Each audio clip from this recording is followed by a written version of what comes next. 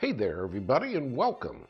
Today, I'm going to be presenting an all-encompassing, slow and steady tutorial of Obsession, the highly rated board game by designer Dan Hallagan. And I'm going to be doing this with the help of a program I wrote to play Obsession. I'll be using this program to post other tutorials, sample playthroughs, and solo run-throughs of Obsession in the weeks ahead. For those people who have not subscribed to my YouTube channel, I'll point out that the advantages of using a program to do this is that it will let you see everything up close and personal without my having to whip a camera all over the place. Beyond that, when I use this program for demonstrations or playthroughs in this or later videos, it's going to ensure that I don't make any mistakes or skip over important aspects of the game. If you've ever done any board game videoing yourself, you know you can easily become distracted or forgetful in the course of simultaneously teaching and playing and presenting a game. And my program is going to make certain that I don't accidentally forget some rule or skip some important step. You should know that I write these programs for my own personal enjoyment. I don't make them available to the public due to the obvious copyright restrictions, unless a publisher makes special arrangements with me. Anyway, you're probably here because you're contemplating the purchase of Obsession and possibly its expansion, Upstairs, Downstairs. Or maybe you've already purchased the game and you're trying to figure out exactly how to play. Maybe you've heard how hugely popular the designer Dan Hallagan is with owners of the game. In fact, when I was first learning how to play myself and I posted a few questions on Board Game Geek, Dan wrote me a personal message welcoming me and suggesting that I write him directly if I had any specific problems or questions. Suffice it to say, that's a level of service and support you just don't see anywhere else in the board game industry. Dan is truly one of a kind.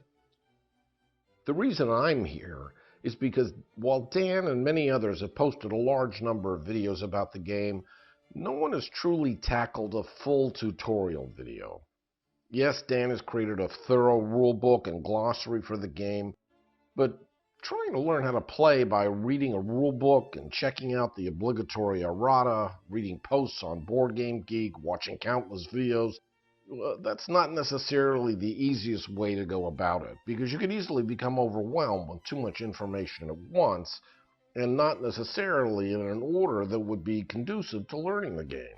Complicating the matter is that so many of the Obsession videos that are on YouTube are based on the first edition of the game, which is a very different animal in many important ways from the current second edition of Obsession. When I was approaching this video, I considered how I would have wanted to be taught the game myself, what aspects I thought should be taught first, and what details should be saved for last. So let me tell you briefly what you will learn and what you won't learn by watching this video. My hope is that this video is going to teach you everything you need to know when it comes to playing the second edition base game of Obsession without the Upstairs Downstairs expansion. I'll be presenting a second separate video that specifically addresses the new things there are to learn when playing with the expansion. But if you're new to the game, you'll want to leave the expansion out of the picture until you have a good understanding of the core rules. While I'll be teaching you how to play the game, what I won't be focusing on is how to play the game well. The strategy is a whole other topic unto itself, and many of Dan's videos on his YouTube channel cover that subject in great detail. And believe me, if anybody knows all the strategic subtleties of the game, it's Dan. In this video, I'll also be discussing how you set up the game, but I'm going to be leaving that until the end. No doubt you're interested in learning right away how to play the game, and the truth is, it helps to get that under your belt before you start laying out all the components and setting up for a new game. So with that in mind, why don't we get this thing underway, shall we?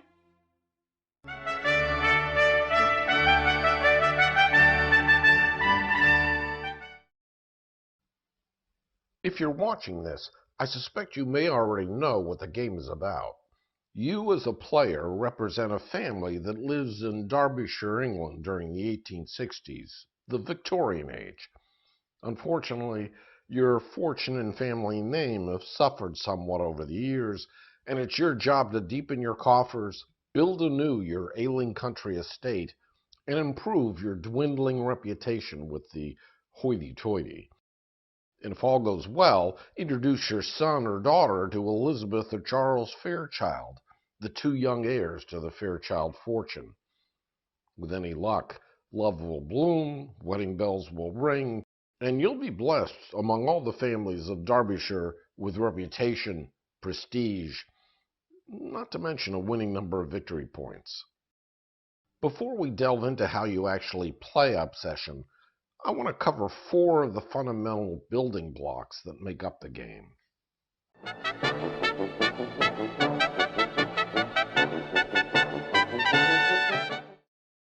Number 1 on that list is service. That is to say, all the various servants that make up the staff at your humble country estate. The truth is, without them, nothing at all would function with any degree of propriety and decorum, and any guests you hope to entertain in your home will feel abandoned and disappointed if those servants weren't there doting on their every need. Let's begin with the white footman. He's an incredibly useful servant who you'll need on hand to oversee and manage many of the activities in and around your estate. He can be versatile as well, because under the right conditions, the footman can fill in for another servant on a moment's notice. As you prosper and your country estate grows in size, you might even find it necessary to have multiple footmen on staff. Next up, consider the purple lady's maid. If you plan to invite guests of the female persuasion to your home, it's quite likely that each of them will require a lady's maid in attendance to see to their needs and to help make them feel right at home. The male counterpart to the lady's maid is the green valet, not to be confused with the valet who is responsible for parking your 21st century automobile. On the contrary, in 19th century England, the valet provides personalized service to the vast majority of male guests who visit your estate. The loyal red housekeeper manages provisions and kitchen staff, and will most often be seen in charge of dinners and other formal gatherings within your manor. She's an incredibly flexible servant, so much so that in a pinch, if you ever run short of purple ladies' maids, the housekeeper can easily fill the bill and stand in as one, so that you can see to each and every one of your female guests. Chief among all your servants is your dark blue butler. Like your housekeeper, he's loyal to a T, and he oversees the rest of the staff. He's most critical when it comes to expanding your staff, be it via a new hire or one attempting to lure a servant away from a competing family. You can see that you start a game of obsession with 1 butler, 1 housekeeper, 1 valet, 1 lady's maid, and 1 footman, all ready to go to work for you in available service. However, immediately after you host an activity, those servants who were working on the function are going to move to expended service. For example, if you hosted an activity overseen by a footman that also required a valet and a lady's maid to see to the needs of a male and a female guest, upon completing that activity, all 3 servants would move to expended service and temporarily become unavailable to you. So we complete the activity, and the footman who was used to oversee the activity, along with the valet who was attending to the male guest, and the lady's maid who was attending to the female guest, those 3 servants would move to expended service and temporarily become unavailable to you. On your next turn, those servants would move to servants' quarters to rest, and only on the turn after that would they return to available service. In essence, all of the servants that you use become unavailable to you for exactly 1 turn.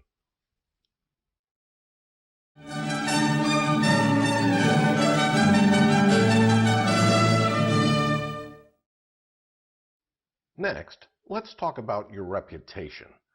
You start the game at the bottom of the barrel with a family reputation of 1.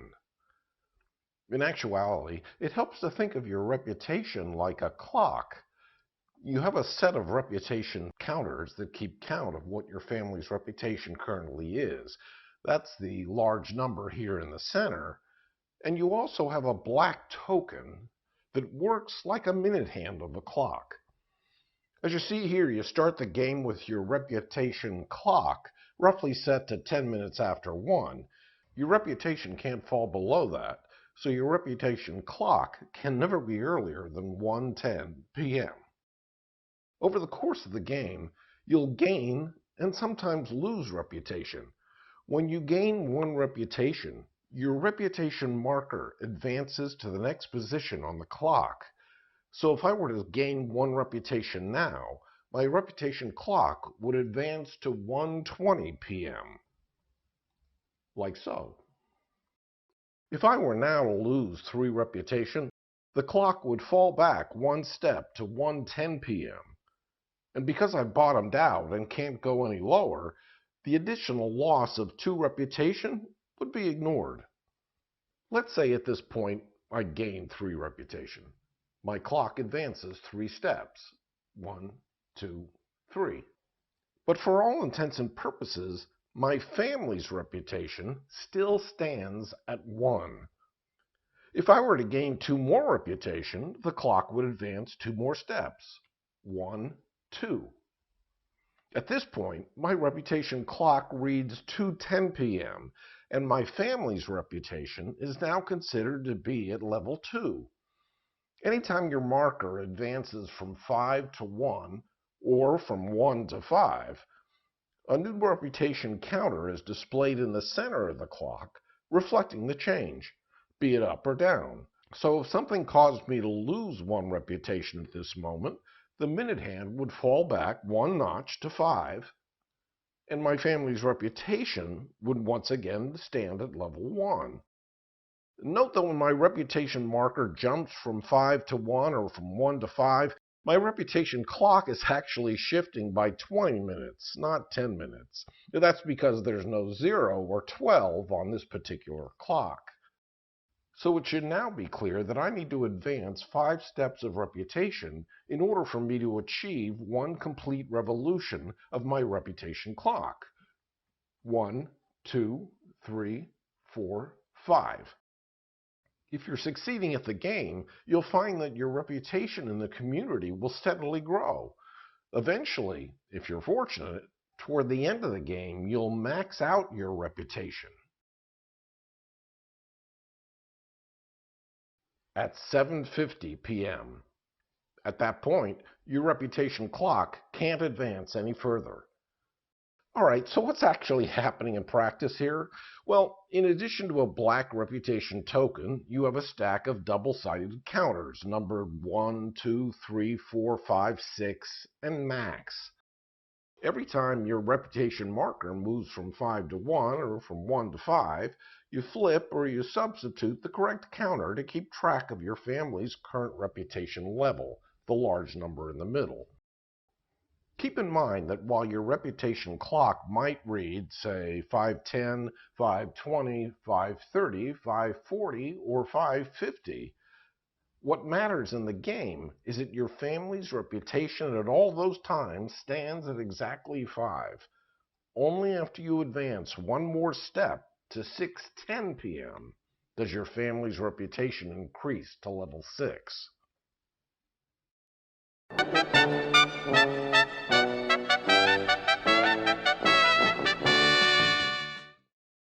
The rooms and facilities that make up your country estate are represented by improvement tiles that fall into one of 5 categories. You start the game of Obsession with 5 basic locations, 1 in each of the 5 categories. In the Brown Essentials category, you own a private study. Under Blue Service, you start with a butler's room.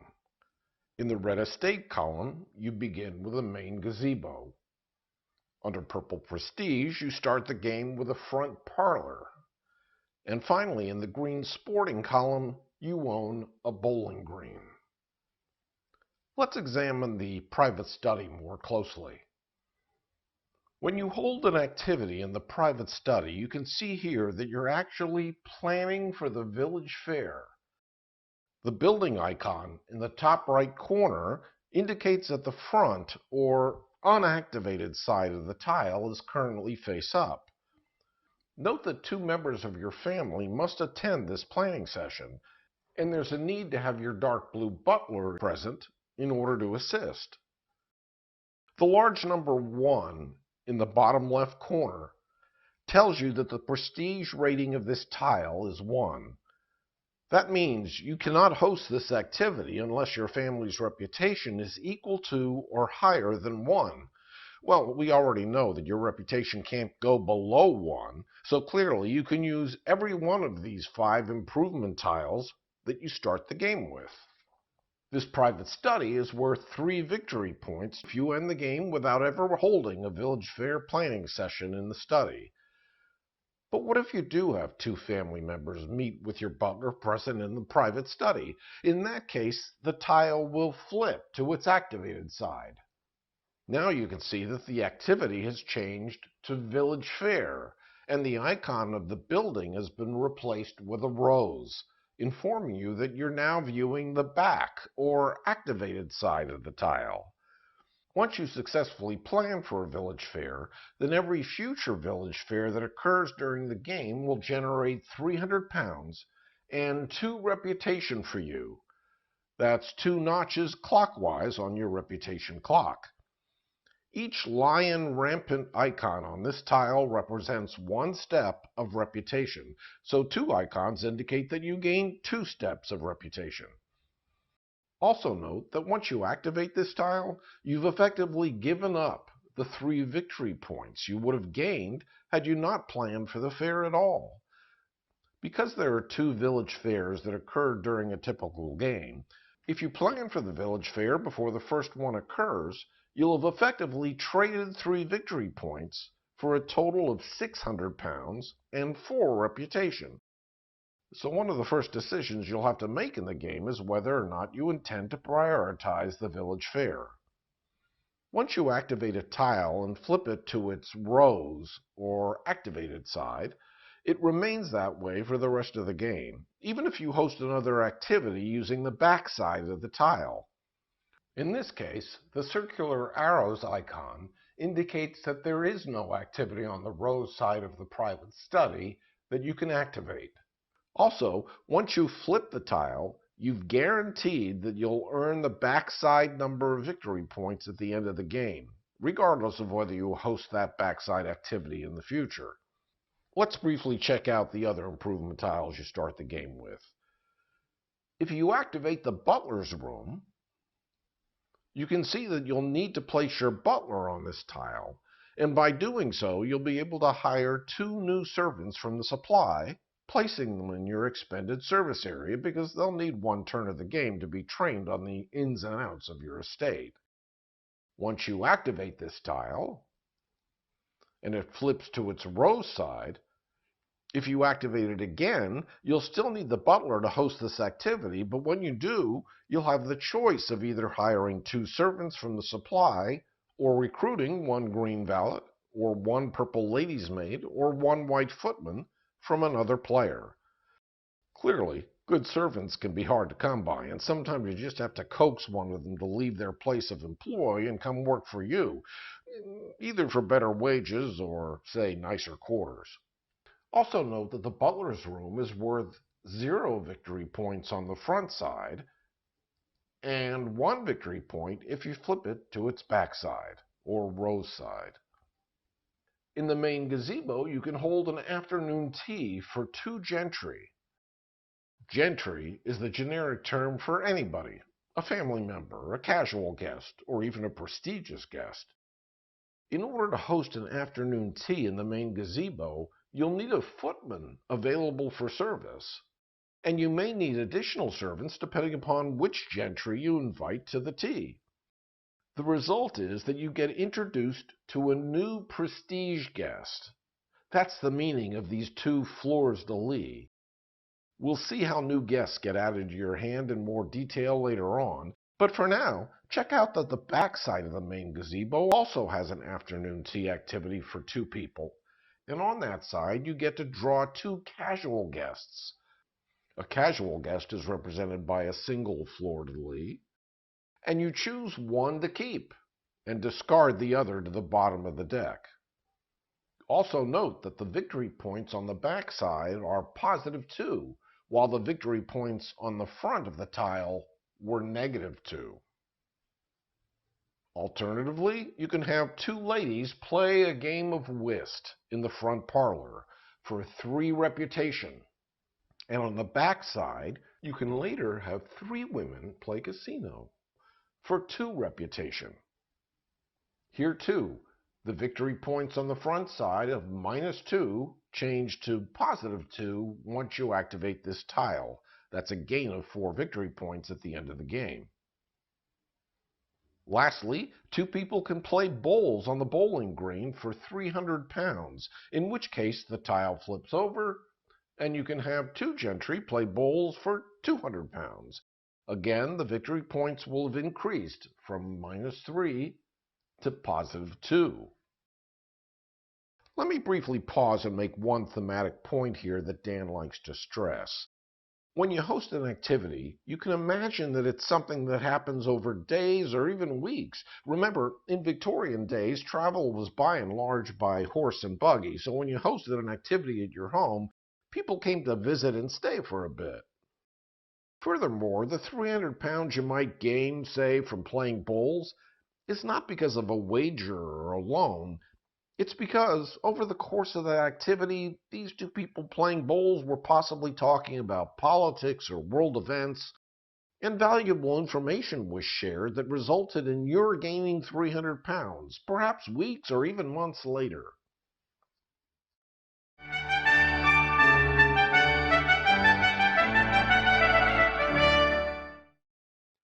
So we've talked about the 5 basic improvement tiles that you start the game with.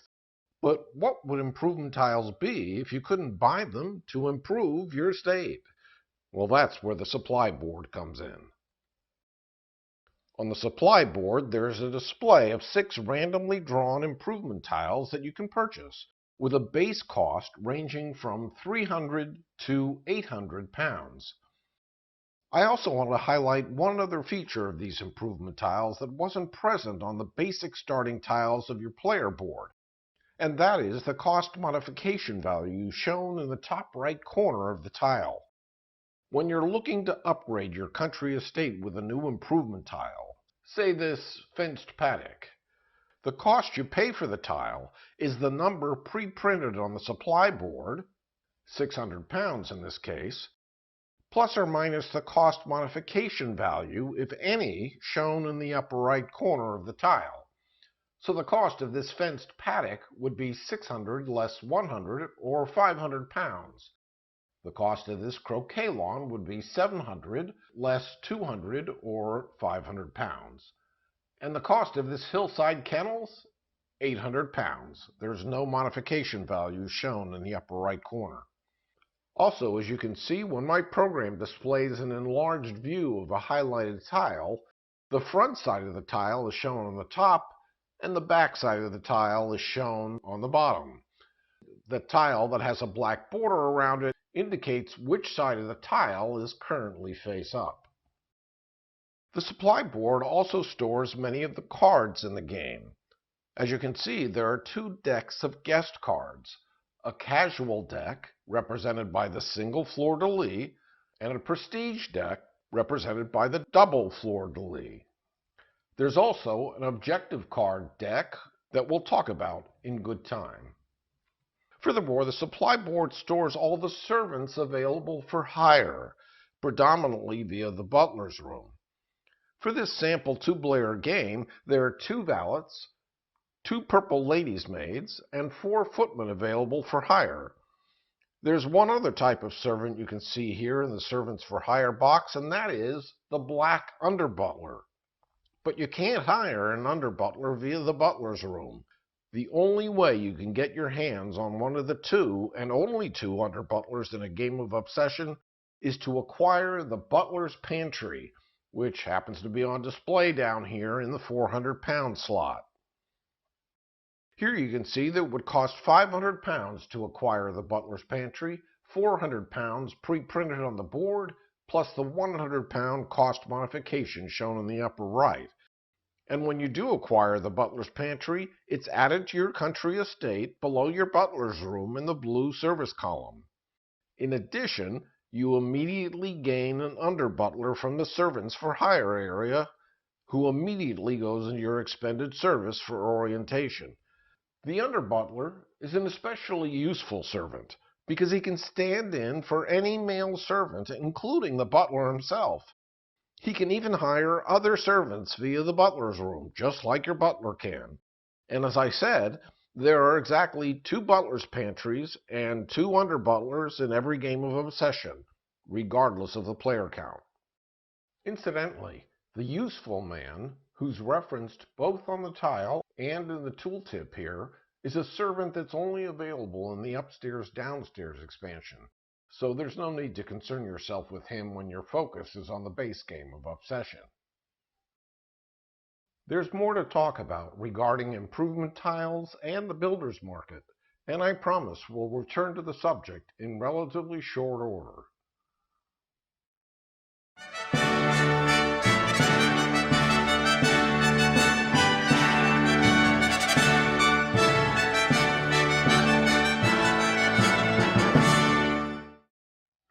Alright, so far we've explored servants, reputation, and improvement tiles. And there's one more basic aspect of Obsession that we're going to cover now: family members and guests. In this example, I've been playing the Ponsonby family. Notice on their player board that their family bonus is that they have the greatest wealth. They begin the game with 300 pounds. Every other player in the game starts with 0. In order to talk more about family members and guests, I'm now going to hide both the supply board and the player board and rely on my program's main interface to talk about your hand of cards. Your starting hand of cards consists of the 4 members of your family: the father, in this case Theodore, Earl of Ponsonby; the mother, in this case Mabel, the Countess of Ponsonby; the daughter, here Lady Margaret Carlo; and the son, Edward, Viscount Dorchester. In addition to your 4 family members, you begin the game with 2 randomly dealt starting casual guests. You know they're casual guests because of the single fleur-de-lis in the upper left corner of the card just underneath their prestige rating. And you know they're starting casual guests because of the crown icon just beneath the fleur-de-lis. Just like the prestige rating on improvement tiles, you cannot invite a guest to an activity that you're hosting if the guest's prestige rating is higher than your family's reputation. While the prestige rating of a casual guest might be 1 or 2, starting guests always have a prestige rating of 1, ensuring that you can make use of them right from the very beginning of the game. Notice that family members display their family crest in the top left corner of their card instead of a prestige rating. It should be obvious that there are no restrictions when it comes to inviting members of your own family to your own activities. In the upper right corner of the card, you'll find the number of victory points you'll score at the end of the game if you still have that card in your possession. Most starting guests show 0 victory points, but notice that family members usually have some level of victory points shown in the top right-hand corner. And since family members never leave your deck, you can be assured you'll end the game with a guaranteed number of victory points. I'm going to zoom in here on Lady Mary Russell. The sentence or 2 at the bottom of the card is purely flavor text, but it's always fun to check it out. As you can see here, Mary expects to be attended to by a lady's maid when she's visiting your estate and participating in an activity. And when she does participate in an activity, she rewards you with 1 reputation, the Lion Rampant, and 100 pounds. A Couple things to notice about your family members. Because this is their home, they don't require specialized service, so you'll never have to assign a servant to them. The lady of the house, in this case Mabel, always provides the same favor. Either draw 2 casual guests and pick one to keep, discarding the other, or dismiss one of your casual guests from your hand or your discard pile. Some guests are cads, scoundrels, or eccentric American heiresses who are saddled with boatloads of money, but who also come with negative victory points attached to them. That's the reason why it's always nice to have the option to dismiss a handful of guests before the game is over. By the way, all favors that are shown in the bottom right corner of a card are mandatory, except when it comes to dismissing a guest. That is the one favor that is entirely optional. The family daughter always comes with 2 favors, the second of which is deemed an admirer bonus. You only gain that second lower favor of 2 reputation if the daughter is present at an activity where a prestige male guest is also in attendance. It's the benefit you gain when your daughter is perhaps being wooed by someone with panache and reputation behind them. So here you can see that Lady Margaret invites a casual guest to your hand, the single fleur-de-lis again, but you only gain her 2 reputation when a prestige male guest is invited to the same activity as she is.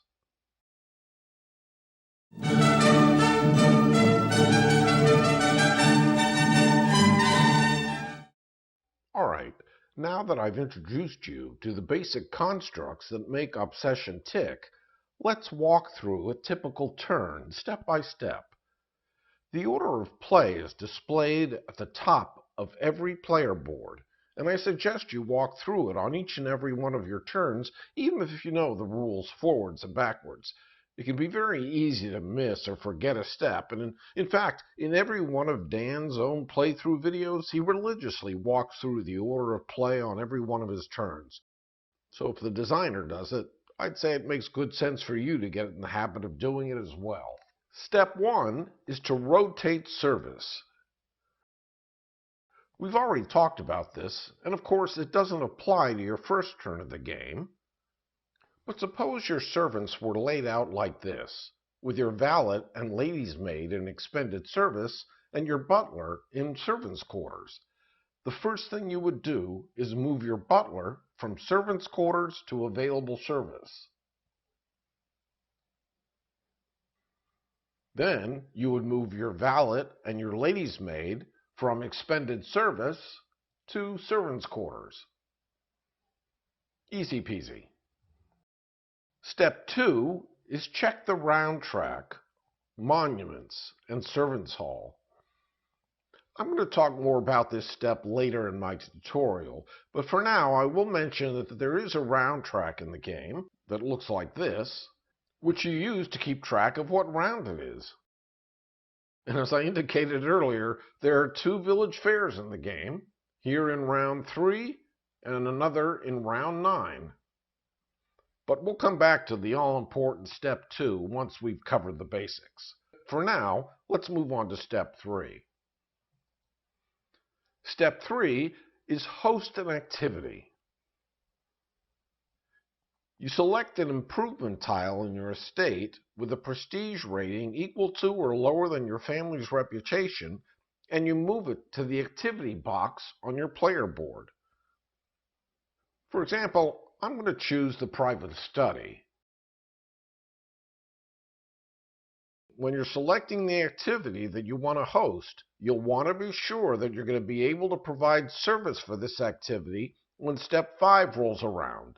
In our case, our butler is available.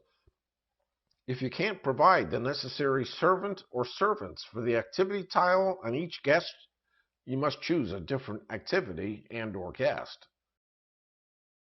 Which leads us to step 4, invite guests.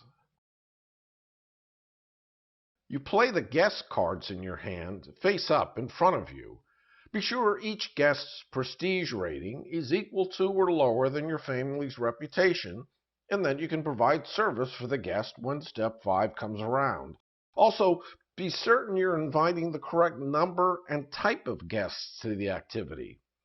In this case, for the private study, I have to invite 2 family members. So I'm going to invite Theodore, the father, and Mabel, his wife. Step 5 is provide service as necessary. We know we need the butler to assist with the planning, but because the guests are family members, no other specialized service is required. So all I have to do is take my butler from available service and place it on the private study activity tile. Step 6, enjoy favors. Once you've ensured that everything is in order, enjoy favors that the tile and your guests provide. First, add up all the money in pounds and collect that amount from the supply. In my case, the private study itself doesn't provide any favors, but Theodore does bring in 200 pounds. Next, add up all the reputation, both positive and negative, and record the net amount on your reputation clock, so to speak. You don't record individual reputation favors, but instead you would total the amount across the tile on all the guests.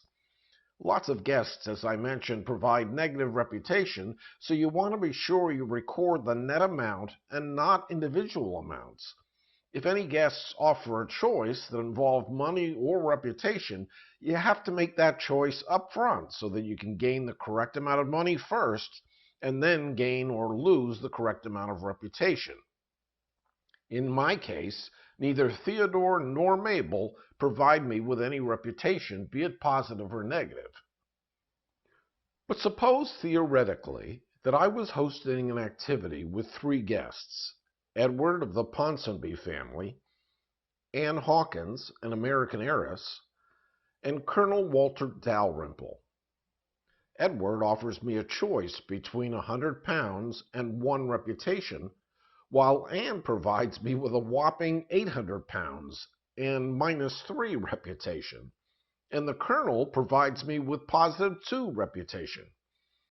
If I decided to take the money from Edward, I would gain a total of 900 pounds, the 100 from Edward and the 800 from Anne. And then I would record a net amount of -1 reputation, the sum of -3 and +2. If this were near the beginning of the game when my reputation was still at its lowest point, I couldn't lose the reputation, so I would just come away with a lovely bankroll of 900 pounds. All right, back to our other example. Once you've collected money and recorded reputation, resolve the remaining favors. In my case, Mabel would let me draw 2 casual guests and choose one to add to my hand. I could, of course, choose to dismiss a guest instead, but it's early in the game and there are no guests that I care to dismiss. So let's see this in action. I'm going to click Continue and let my program do the rest. I gain my 200 pounds from Theodore first. For Mabel, I'm going to elect to draw 2 casual guests and choose one. Well, what do you know? There's Colonel Dalrymple, and the other option is Sir Richard Beeston. They both have a rating of 1, and each requires a valet in attendance. The Colonel is worth 0 victory points and provides 2 reputation when invited to an activity. Sir Richard, on the other hand, is worth 1 victory point at the end of the game and offers 200 pounds as a favor. I think I'm going to go with Colonel Dalrymple. He's immediately added to my hand, and Sir Richard is going to be discarded to the bottom of the casual guest deck. Before I move on to the next step, I want to highlight 2 guests that are a little unusual. 2 casual guests of questionable repute, Miss Elizabeth Perkins and Miss Florence Oliver, both tend to gossip. On these cards is seen a favor that uses the word attack. The attack favor has you choose another player who must lower their reputation by the amount shown. So Miss Perkins causes an opponent to lose 1 step of reputation, while Miss Oliver hits an opponent for 2 steps of reputation, but also causes you to lose 1 reputation as well. All right, so once you've collected all your favors, move on to step 7, buy from the builder's market. You are permitted, though not obligated, to acquire 1 and only 1 improvement tile from the builder's market. I have 500 pounds I can spend, the 300 I started the game with and the 200 I just gained from Theodore, and therefore I can afford all 3 of these service tiles, as well as the fenced paddock and the croquet lawn. I'm going to choose the butler's pantry for 500 pounds, which, as I already indicated, provides me with an under butler. I pause the game at this point. So my butler's pantry is added to my organizer in the service column beneath my butler's room, and now I have an under butler sitting in expended service. While we're on the subject of buying from the market, I want to reinforce the fact that you can purchase an improvement tile with a prestige rating higher than your current reputation. In fact, you're encouraged to do just that. As your reputation increases in the game, you're going to want to ensure that you can take advantage of that and host more lucrative activities with higher rated guests in attendance. What you can't do, however, is acquire an improvement tile that you already own. Thus, even though a second butler's pantry will eventually make an appearance in the market, I'm not going to be allowed to acquire it. After purchasing the butler's pantry from the second slot, notice that the barn, the fence paddock, the croquet lawn, and the hillside kennels all slid to the left to fill in the gap left by the pantry. Next, my program automatically drew a new tile from the bag, the French garden, with a prestige rating of 6 and a cost modification of plus 200. It's going to be a while before I can afford that tile and before I can even host an afternoon social there. You should never have a situation when there are 2 identical tiles in the builder's market occupying different slots. If you ever draw a tile from the bag that is a duplicate of a tile that's already in the market, you stack it on top of that existing tile and then draw another from the bag to fill the empty slot. The number of duplicate tiles in a game is never going to be more than 2, so you're never going to have a stack of more than 2 tiles. If a player during step 7 ever decides to acquire a tile that's on top of a stack of 2 tiles, then the duplicate is simply revealed and there's no need to shift the market tiles in that case. Finally, we come to step 8, clear board. 3 things are going to happen in this step. The butler is going to be moved from the private study tile to expended service, in my case joining the under butler, where the butler is no doubt going to show the under butler the ropes. My private study is going to be flipped to its rose side and returned to the essentials column of my country estate. And finally, Theodore and Mabel are going to leave my hand and be placed face up in my discard pile. Let's unpause and let the rest happen.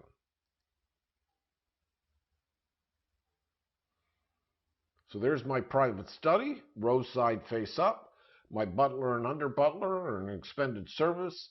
Theodore and Mabel are in my discard pile over here, and I'm left with my hand of 5 cards, with Colonel Walter Dalrymple being the extra card. I'm now going to end my turn and provide one more example of a typical turn. The red player here is playing the York family, whose family bonus is a second footman. Because of that, red has her eye on the brushing room, because once acquired, footmen on her staff will now be trained to serve as valets, but only when no valets are available. Now, that brushing room is going to cost her 100 pounds, 300 less 200, so she just has to make sure that whatever activity she chooses is going to result in her being 100 pounds richer. Red is going to host an afternoon tea in the main gazebo. This time, I'm going to let my program add the necessary footman to the activity right away. Notice that the second footman has left available service and has been placed on the activity tile. Any 2 people can attend this social. Because I need £100 to buy the brushing room, I'll have the patriarch of the family, Viscount George, attend this activity. He's going to provide me with a favor of £200, and I'll have him be joined by John Ambrose Esquire, who will give me a bump of 2 reputation. Now, John, as you can see, needs a valet in attendance, and my program's going to take care of that as soon as I mark him as a guest. Normally, the guests you're inviting to the activity, you would take from your hand and play them face up in front of you so that all the other players can see what you're doing. In my case, my program simply marks the guests that I'm choosing to invite to the activity. Now, in addition to getting £200 from George and 2 reputation from John, the main gazebo itself is going to invite a prestige guest into my hand. Notice the 2 fleurs de lis. Clicking continue, I get my £200 from George, I get my 2 reputation increase from John, and I just heard the doorbell. Invited into my hand is Lady Alexandra Suffolk with a prestige rating of 5. It's going to be a while before I can make use of her. But she does provide 4 victory points at the end of the game, and she offers me 2 favors once I'm able to use her, a gain of 3 reputation and a new prestige guest. So finally, Red is going to acquire the brushing room for £100. Afterwards, the tiles on the market are going to slide left, and a new one will fill the £800 space. The gazebo will flip to its rose side and move back to the estate column. The footman and the valet will move to expended service, and George and John will be added to the discard pile.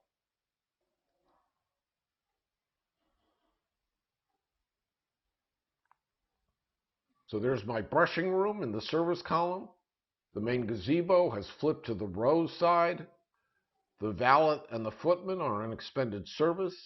George and John are in my discard pile. And I can see that in the builder's market, a music room has been added.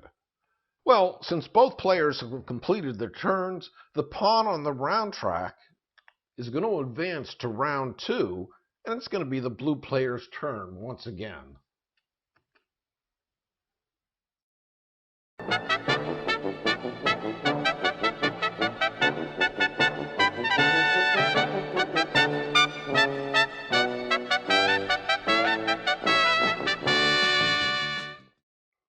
Passing on your turn is normally something you might want to put off until you're running low on servants and or guests. But for demonstration purposes, I'm going to have blue pass at this point. The first thing that's going to happen is that all guests in blue's discard pile are added back into his hand. Next, all servants in servants' quarters and expended service, if you haven't rotated service yet, move to available service. Next, you resolve step 2 just as you would for a normal turn. Don't worry, I absolutely promise I'll come back to step 2 soon enough. Obviously, step 1 doesn't apply because you just moved all your servants into available service. But if you rotated service and then decided you were going to pass, the end result is the same. Let's come up to speed here, and I'm going to select pass. My servants have shifted. All my guests have left the discard pile. My hand has grown larger. And now blue has a choice. He can either hire 2 servants or possibly recruit one from an opponent using his butler's room in the normal fashion, or he can collect £200, or he can choose to refresh the entire builder's market. After resolving that choice, blue will then be able to purchase 1 new improvement tile from the builder's market if he wishes. You should know that the original rules of Obsession only offered the choice between £200 and a market refresh. The hiring option was only added when Dan released the upstairs-downstairs expansion. At that time, Dan indicated that the hiring choice was mandatory if you were playing with the expansion, and that it was optional if you were playing the base game only. Dan pointed out the obvious in the expansion rulebook. The original hiring rule required that the butler's room be used on a standard turn as the sole activity. Can a player still use this original rule? Not really. With this new rule, hiring during a standard turn without passing is possible, but it makes no sense. Even if a player chose to hire servants using the previous rule, what would be the reason to refuse the free option of refreshing his servants and reclaiming your deck? Two hugely valuable actions. He goes on to say, feel free to adopt the new rule, even if playing Obsession without any upstairs-downstairs components. It'll lead to moderately elevated scores, but the new rule expands the role of servants and makes the pass turn vastly more interesting. So my recommendation to you is that you do introduce this option into the base game, as I have shown here. As far as the option to refresh the market is concerned, that can be extremely valuable too, especially if you're looking for a certain tile or two to show up in the market. On the other hand, if you don't have money on hand to make a purchase immediately after refreshing the market, then choosing this option would most likely help your opponents and not you. Blue is going to choose to hire 2 new servants. Remember, this works just as if you were hosting any other activity. You place the butler's room in the activity box on your player's board, you assign the butler, or the under butler if you have one, and finally you choose which 2 servants you want to hire. Or if you had previously flipped the butler's room, you'll have the option of recruiting a servant from an opponent. So we're going to select Hire 2 Servants. Now my program has brought out the butler's room and has automatically assigned the butler to it. I could easily override that and choose to assign the under butler instead, but the under butler is a much more flexible servant than the butler, since he can act like a butler or a valet or a footman. So I'm going to hold on to the under butler for now and assign the butler the task of doing the hiring.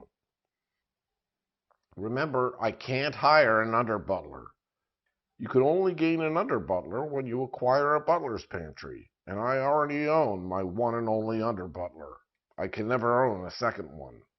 So I'm going to choose to hire a second valet and a second lady's maid. They, along with my butler, move into expended service, and my butler's room flips to its rose side. So if I ever hire again in the future, I'll have the option to steal a valet, a lady's maid, or a footman from my opponent, red.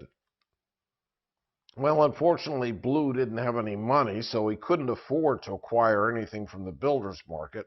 Therefore, his turn is effectively over. In summary, here's how a passing turn works when playing with the new hiring option. This is the new flowchart card that Dan released in the upstairs-downstairs expansion.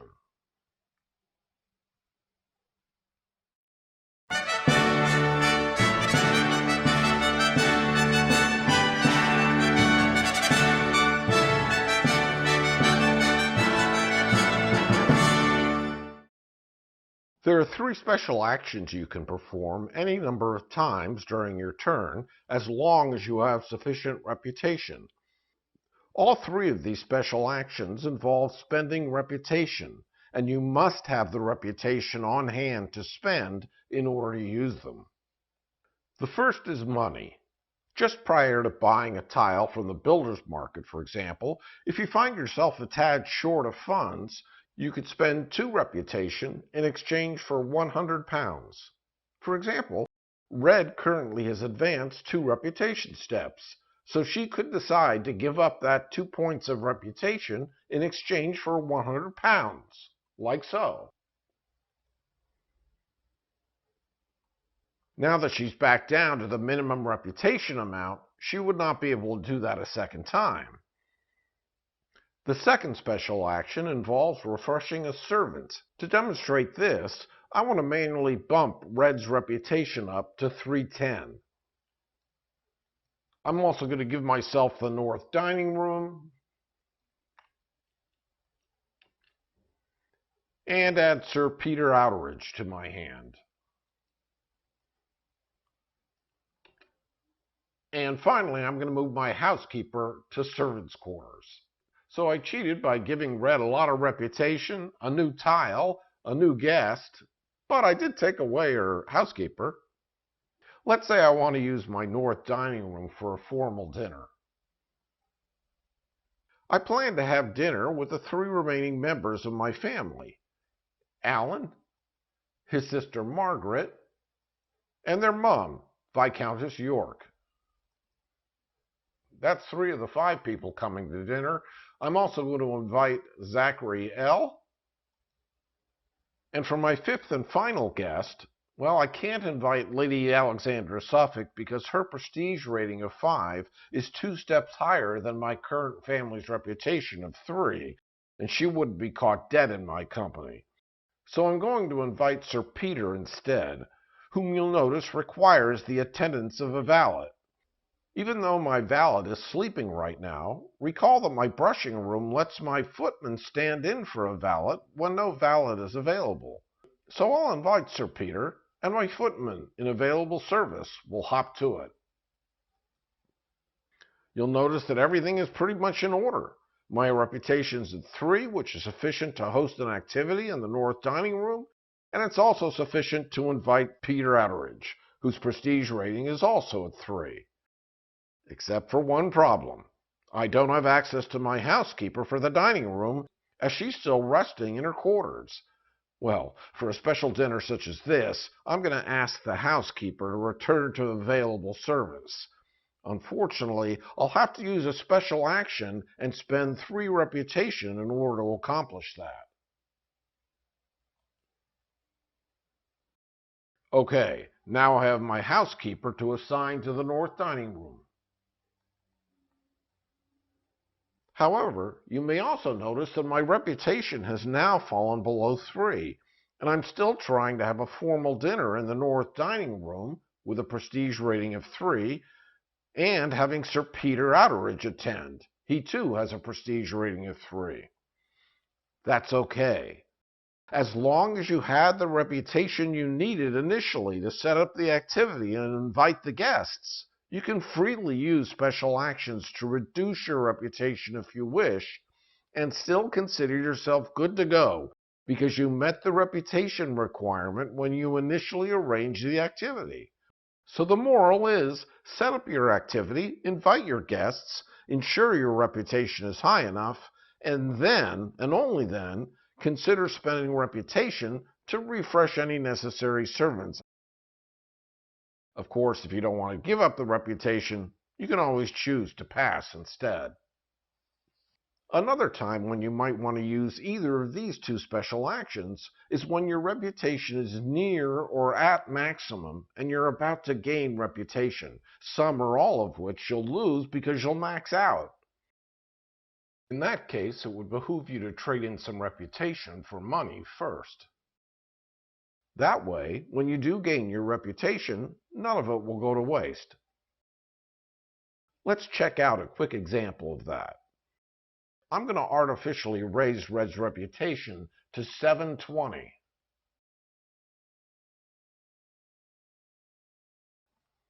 Let's see what's about to happen, reputation-wise, as a result of this formal dinner. Beatrice won't provide reputation, but Marion's admirer bonus will kick in, and she'll provide us with an increase of 2 reputation because she's in the presence of a prestige male guest, Sir Peter Outeridge.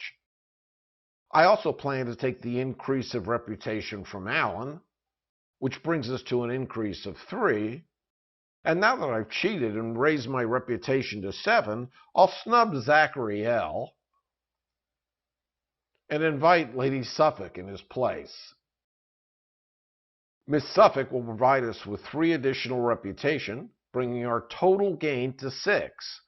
Because the maximum reputation I can ever have is 750, 3 of that 6 reputation is going to go to waste. But it won't be as bad if I spend 2 reputation to gain £100 first.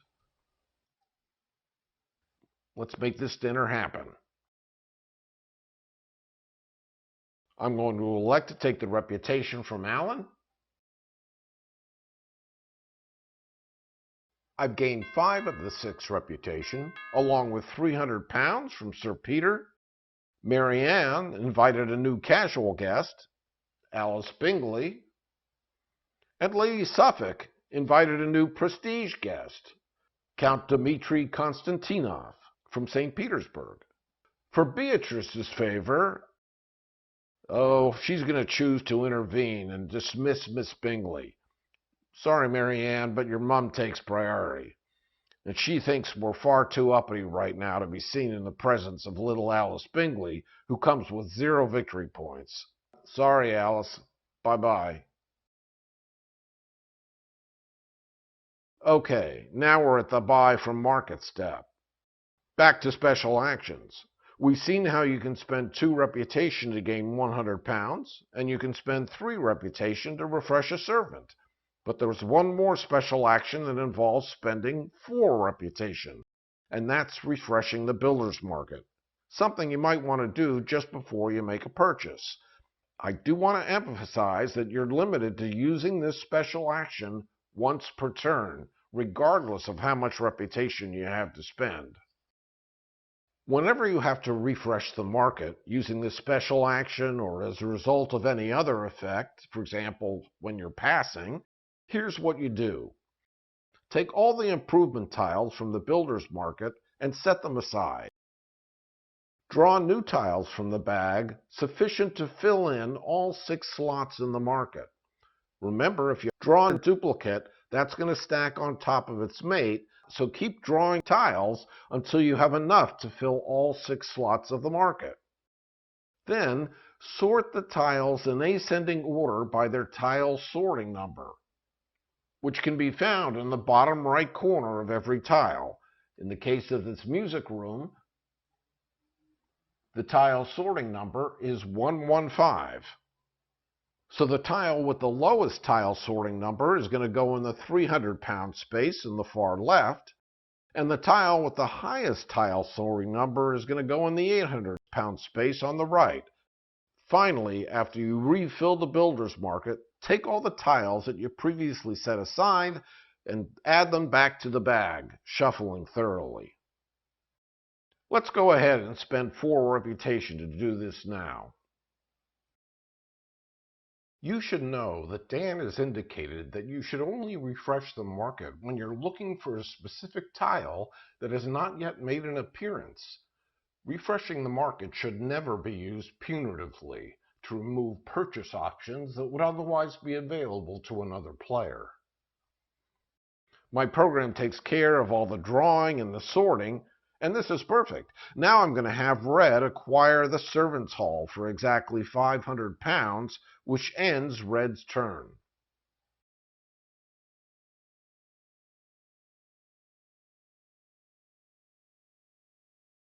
The north dining room flips to the rose side, all the used servants get sent to expended service, and those 5 family members and guests drop into Red's discard pile. Incidentally, the 3 special actions you can take are all described on your family board, so don't forget to use them when the time is right.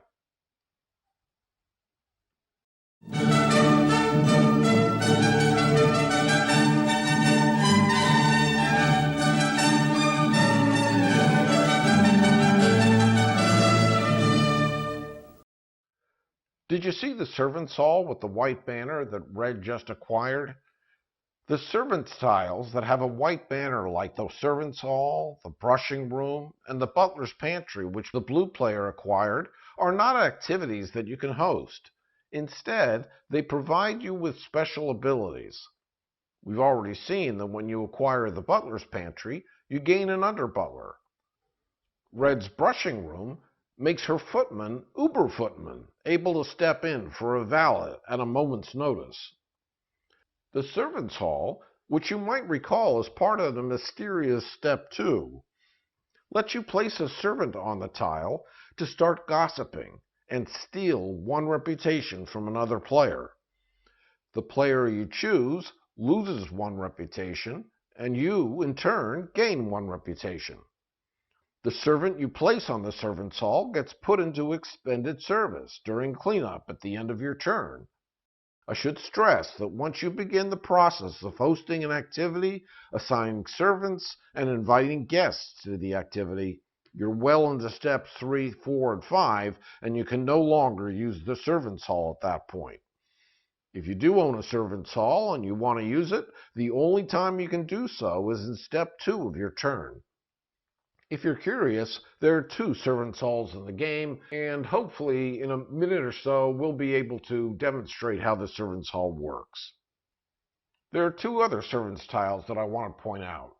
The barn.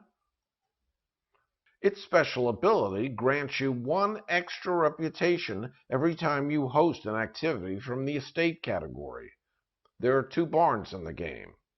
Lastly, Dan the designer's favorite service tile is the servants' quarters.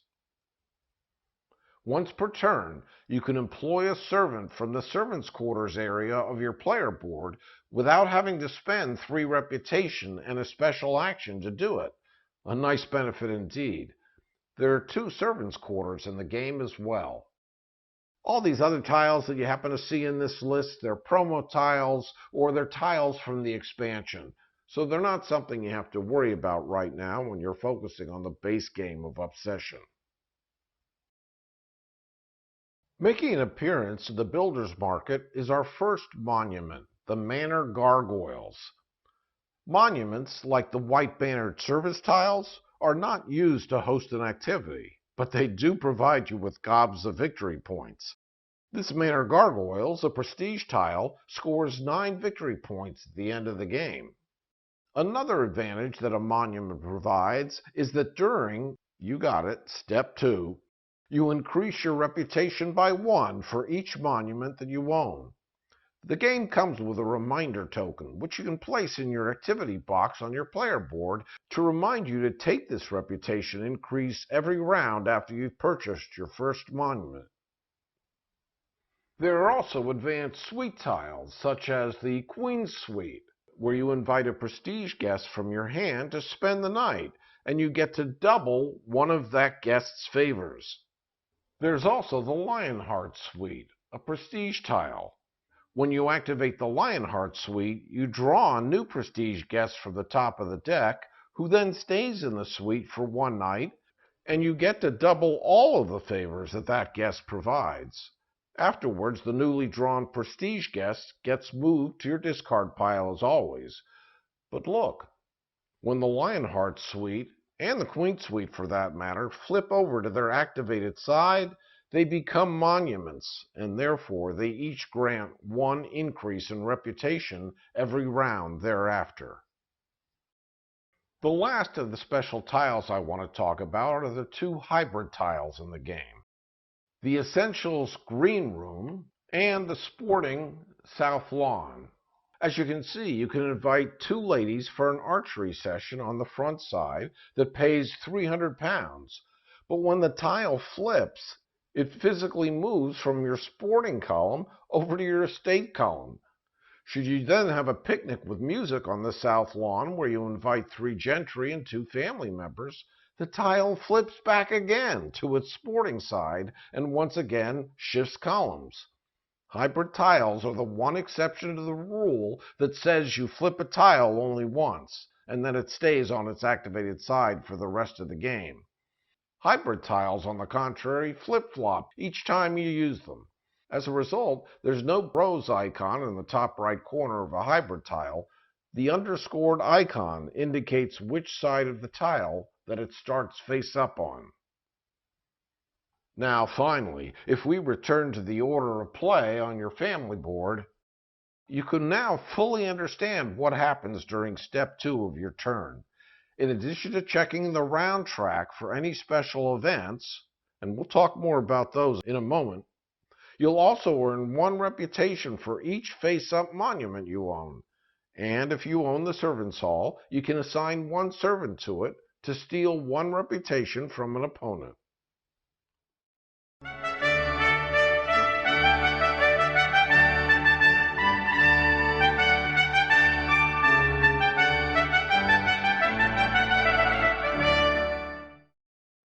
know I promised to demonstrate the servants' hall and talk more about events, but there are two other topics I have to briefly touch on first. At two different points during the game, you'll have to remove certain tiles from the builder's market. This helps to keep the market from getting clogged up with lower value tiles, so you can make room for the higher prestige rated tiles that you'll want to get access to as the game progresses. Upon completing round 4, the end of the first season, you'll remove all of the unpurchased face-up service tiles from the builder's market and stack them in the special service section of the builder's market reserve on the left side of the supply board. From that point on, should you ever draw another service tile from the bag, you would add it to the reserve stack and draw again. The largest wine cellar, by the way, while it is light blue in color and does get positioned in the second column of your country estate, it's considered a monument, not a service tile, so it's never placed in the reserve. Upon completing round 8, the end of the second season, all of the improvement tiles with a prestige rating of 1 that still occupy spaces in the builder's market are removed and stacked in the section labeled Prestige Rating 1 in the Builder's Market Reserve on the left side of the supply board. From that point on, should you ever draw another tile from the bag that has a Prestige Rating of 1, you would add it to the stack of Prestige Rating 1 tiles in the reserve and draw again. After moving tiles to either reserve stack, you'll have to shift all the remaining tiles in the Builder's Market to the left and draw new tiles to fill the empty spaces. If that means that you draw 2 or more tiles to do so, then all of the new tiles that you draw should first be sorted by their tile sorting number before adding them to the builder's market. But don't disturb any of the tiles that you previously shifted to the left, even if you draw a new tile with a lower tile sorting number. As always, if you draw a duplicate, stack it on its mate and draw again. Anytime a player is purchasing an improvement tile, they have the option to buy a tile from either of the reserve stacks. The cost to acquire the tile is £300, plus or minus whatever cost modification value might be shown in the upper right corner of the tile. Of course, if you do acquire a tile from the reserve, the tiles in the builder's market don't shift left, and there's no need to draw a new tile. Now, if this issue of when to sort tiles and when not to sort tiles is confusing you, just think of this simple rule. If you're refreshing the builder's market and you only need to fill the rightmost 800-pound space, of course, there's no need to sort any tiles. But if for any reason you have to fill more than one space, in that case, you do need to sort the tiles that you're using to fill in empty spaces.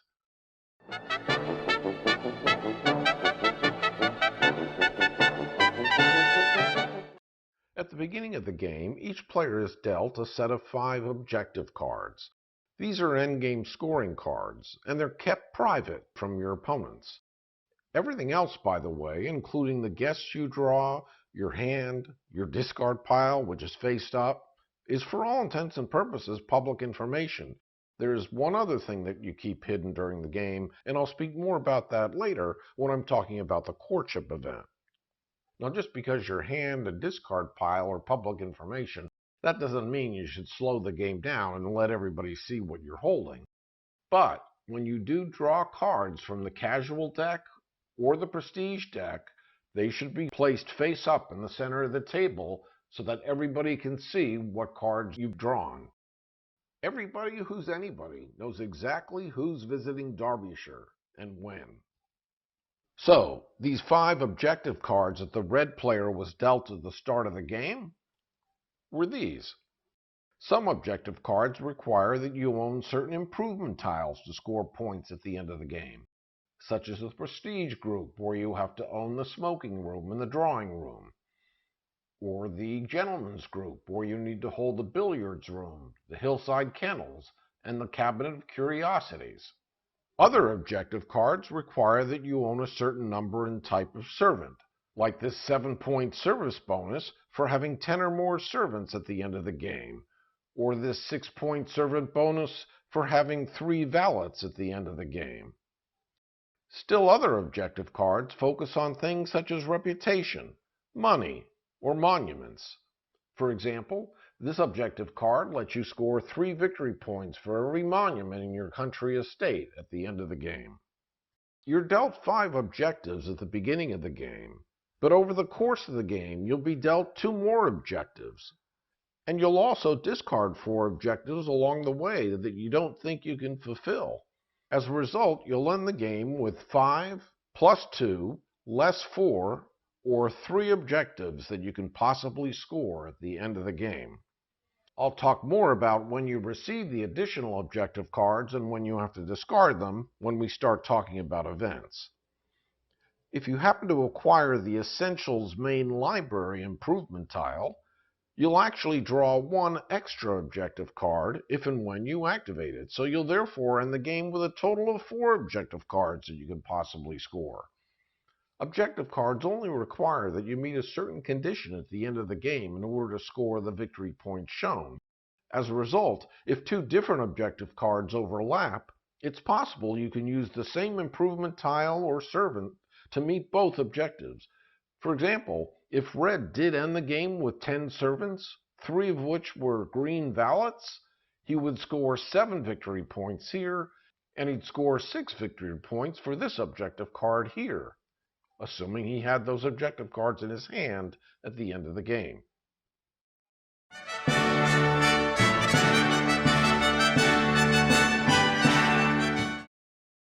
Let's bring up the round track and talk more about each event that you might encounter as you play the game. We've already spoken about the village fair, which occurs in rounds 3 and rounds 9. If you have flipped your private study to the rose side, you'll earn £300 and 2 reputation each time the village fair comes around. Note that this happens during step 2 of your turn. There's a mistake in the rule book that Dan's planning to correct that indicates that the village fair gets resolved at the start of the round, which is not correct. It happens at the start of each player's individual turn. Next, we encounter the all-important courtship event, an event that happens 4 times during the game, every 4 rounds, at the end of each of the 4 seasons. While you can fail at 1 or more courtships and still win the game, it doesn't mean you should treat the courtship lightly. Winning a courtship can sometimes be the difference between winning and losing the game. The courtship event centers around the desires of the 2 Fairchild siblings, Charles Fairchild and his sister Elizabeth Fairchild. At some point prior to the resolution of each courtship event, a card is randomly drawn from the top of the theme deck, shown face down here.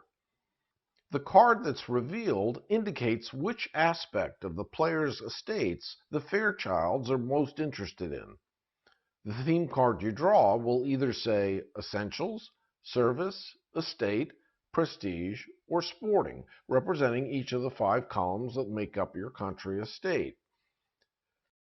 The player who displays the most victory points on their face-up tiles in the chosen category will win that particular courtship.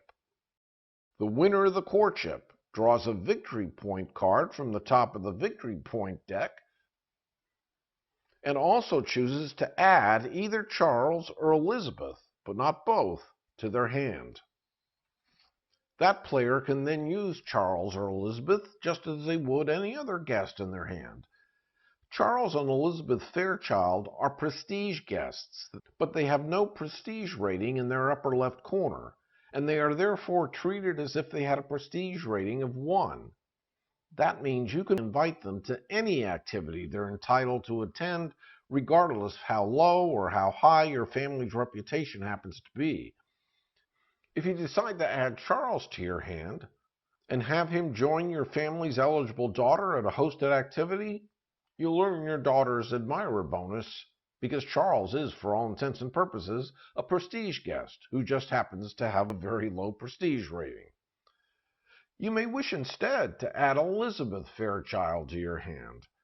She doesn't add as much reputation as Charles does when she attends an activity, but she does allow you to add a new prestige guest to your hand, and that could be a big plus. When the next courtship event rolls around, you'll have to return Charles or Elizabeth to the round track board here, either from your hand or your discard pile, wherever they may happen to reside, so that the winner of the next courtship, based on the next newly drawn theme card, has the option to add either Fairchild to their hand. Once the first courtship occurs, then at most, one and only one player in the game will have possession of one of the Fairchilds, and the other Fairchild will be sitting in Alderley Hall on the round track board. I mentioned that the winner of the courtship draws a victory point card from the top of the deck and places it face down in their player area. Victory point cards are the one other item that are also kept hidden from other players. Not surprisingly, given their name, victory point cards are worth a number of victory points at the end of the game, somewhere between 3 and 5 points. However, each victory point card also displays a special ability that you can choose to make use of at any point during the game in lieu of collecting the points from the card at the end of the game. For example, if you're holding this free servant victory point card at the end of the game, you'll score 5 points for it, but you may choose instead to surrender it any time before the end of the game to take a valet, a lady's maid, or a footman from the servants for hire area of the supply board and place it in your expended service area as you would any new hire. The multiple buys victory point card is worth 3 victory points at the end of the game, but if you cash it in just prior to your resolving step 7 of your turn, it would let you purchase any number of tiles from the builder's market instead of only one. Clearly, you'd have to have the money on hand to afford all the purchases, and if you do make multiple purchases, the tiles in the builder's market don't shift and refill until you finish buying whatever tiles you want to acquire. And once you do finish, the remaining tiles shift left normally, you draw new tiles from the bag to fill the empty spaces, and you sort those newly drawn tiles in tile sorting number order as usual. The objective card, VP card, is worth 4 victory points at the end of the game if you're holding on to it, but you can choose to surrender it, draw 2 objective cards from the deck, and keep one, discarding the other to the bottom of the deck. This is another way you might be able to score more than 3 objective cards at the end of the game.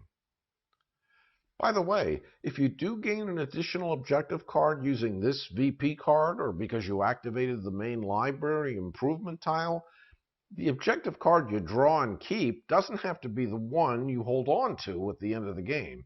All it means is that when all is said and done, you'll be holding on to more objective cards at the end of the game for scoring purposes than most other players who have not taken advantage of the main library or who didn't gain and redeem that particular VP card.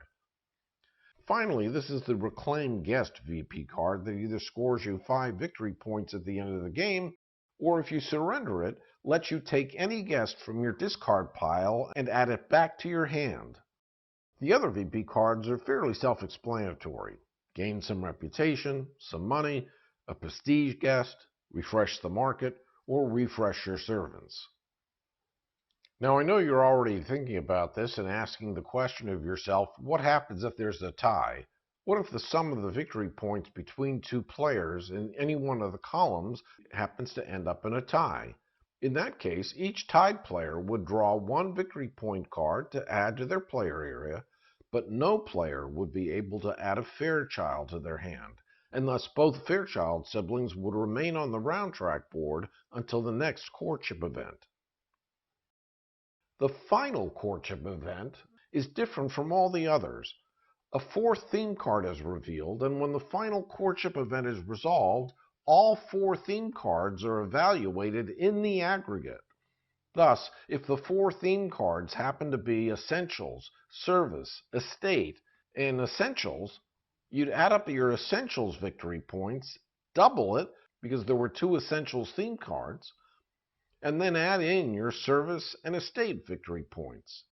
The winner of that final courtship wouldn't be able to make use of Charles or Elizabeth because it would be the last round of the game, but they would score an additional 8 points for having one of the Fairchild cards in their hand, As you can see, both Charles and Elizabeth are worth 8 victory points at the end of the game.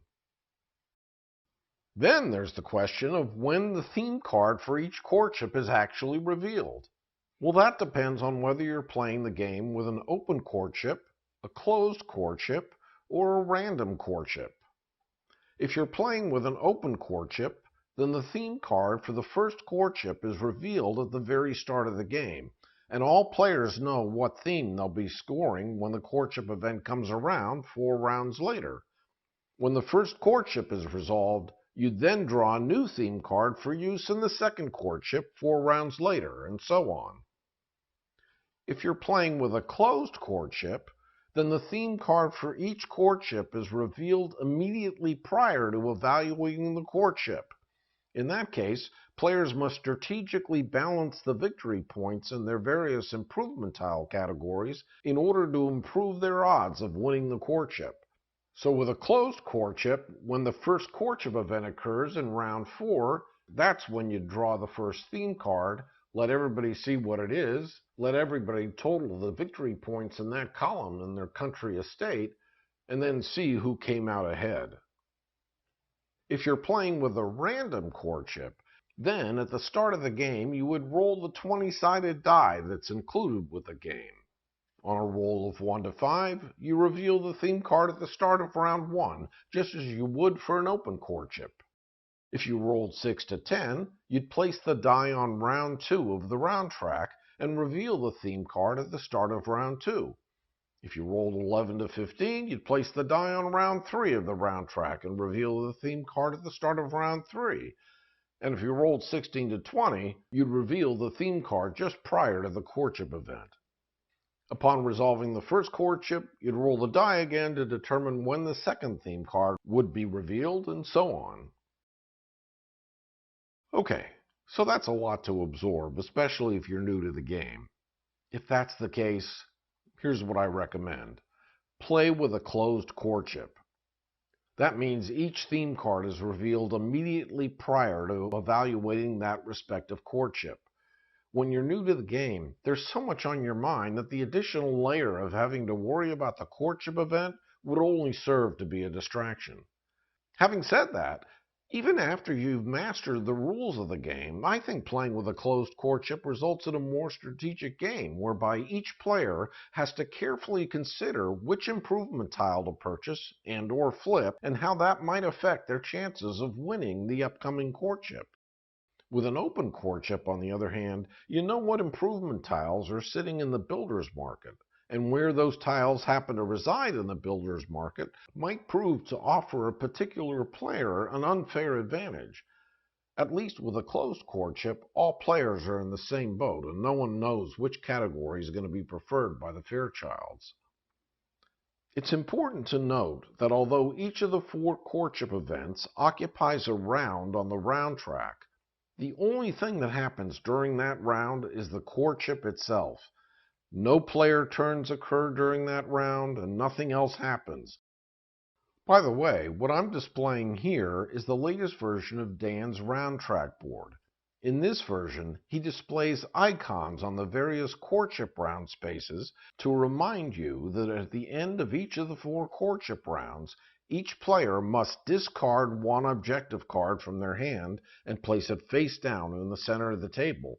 Then one player takes all those discarded objectives, shuffles them together, and places them on the bottom of the objective deck. In addition, at the end of the first, second, and third courtship events, the first player marker is passed counterclockwise to the right of the current start player. This is opposite to the way the first player marker is usually passed in most other games. This new rule went into effect when the upstairs-downstairs expansion was released. So let's say you're playing a 4-player game with players A, B, C, and D sitting around a table in that clockwise order. At the start of the game, maybe the first player token is awarded randomly to player A. Well, in that event, players A, B, C, and D, in that order, will each take a turn in round 1, then A, B, C, and D, in that order, will take another turn in round 2, and again in round 3. Once the courtship is resolved in round 4, Player A would pass the first player marker to player D, the player to their right. And from that point on until round 8, the turn order would be D, A, B, and then C. If you're interested in understanding the rationale behind this rule change, you'll need to download the upstairs downstairs rulebook and read about it there. But suffice to say, it was a good change that better compensated the player who was unlucky enough to go last in turn order at the start of the game when you're playing with 3 or more players. All right, it is high time for an example. You may have noticed that in this sample game, we've been playing with a closed courtship. We don't know what the first theme card's going to be until it's revealed come round 4. To make it easier to know where players stand, I've activated a feature in my program that tells you how a player compares to the competition in each of the 5 different categories. For example, we're currently looking at the red player, York, and we can see that York is currently 6 points ahead of Blue in Essentials, tied in Service, 4 points ahead in Estate, and tied in Prestige and Sporting. So Red's looking pretty good. They've got a 40% chance at this point of winning the courtship. We're going into round 3, it's Blue's turn, and they're going to have to do something to make a difference. Recall that round 3 is the village fair, and Red didn't plan for the village fair, but Blue did, so Blue's going to get the benefit.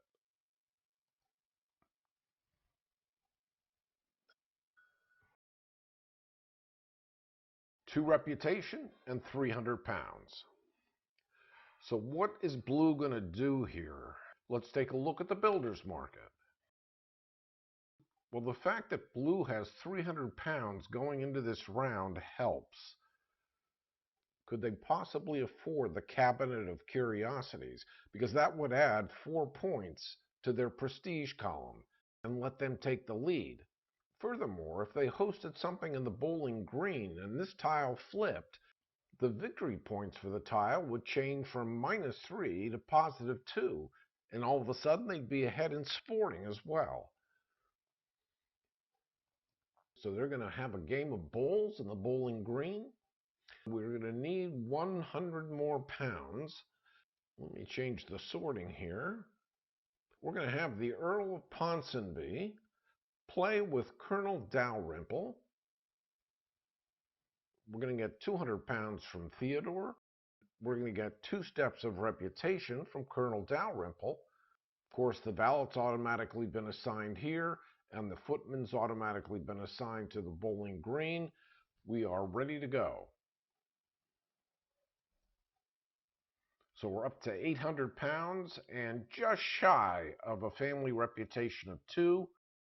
800 pounds is more than enough to get the Cabinet of Curiosities, which cost us 7. And now all of a sudden, we're +4 in Prestige and +5 in Sporting. So now we too have a 40% chance of winning the courtship. Moving on to the red player. So the red player's got the servants' hall. Are they going to steal the reputation from Blue? They might as well. We're not going to pass at this point. If Red wants to activate her servants' hall, she's going to have to assign a servant to it. Probably the butler makes the most sense. She's clearly not going to be using the butler right now to go to the private study. That would be a waste. So we're going to assign the butler to the servants' hall. That's going to cause Blue's reputation to fall by 1 step, and it will cause Red's reputation to increase by 1 step to 7.2. Yeah, would you say Red has an unfair advantage? I'm not sure what they can do here to improve their odds. Yeah, I think they're going to use their bowling green as well. Signing the footman. They only have 2 guests remaining in their hand, so they don't have much of a choice there. Unfortunately, they have a footman to assign to the Count. So we're ready to go. That'll get them 100 pounds and 2 guests, a casual guest and a prestige guest, courtesy of Count Konstantinov. Okay, who'd we get? We got a gossip with an attack. Boy, I guess red's going to be a little aggressive this game. There's Florence Oliver that we took a look at earlier. And the prestige guest is Lady Elizabeth Hawkins, worth 300 pounds and 2 victory points. All right, we got 400 pounds. That would be enough to get us the tennis court.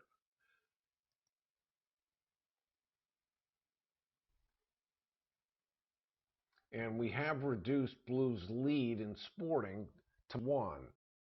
But at this point, Red's hoping for essentials and estate, Blue's hoping for prestige and sporting, and if it turns out to be service, well, it's going to be a tie. Anyway, let's go into round 4 and resolve the courtship. It's a sporting courtship. Blue comes out ahead with 2 victory points versus 1. They get a victory point card, and they're going to choose Elizabeth at this point.